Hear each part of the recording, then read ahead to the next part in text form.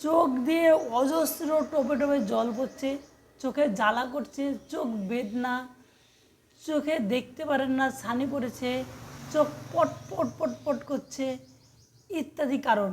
বা আপনি দূরের জিনিস দেখতে পারেন, কাছের জিনিস দেখতে পাচ্ছেন না, বা কেউ কাছের জিনিস দেখতে পারেন কিন্তু দূরের জিনিস দেখতে পাচ্ছে না। সেই ক্ষেত্রে আপনি ব্যবহার করুন একটি মাত্র পয়েন্ট। সেই পয়েন্ট আপনাদের হাতেই অবস্থিত। কোনটা?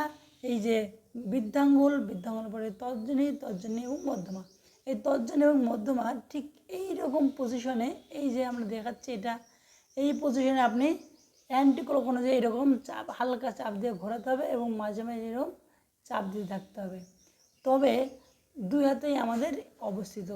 তবে এইভাবে যদি আপনি সকাল সন্ধ্যায় 2 থেকে 3 মিনিট করেন দুই হাতেই, তবে আপনার চোখের যে কোনো সমস্যা থেকে দূর হয়ে যাবে। এই রকম ভিডিও পেতে আমার চ্যানেলটিকে শেয়ার, সাবস্ক্রাইব করে রাখুন।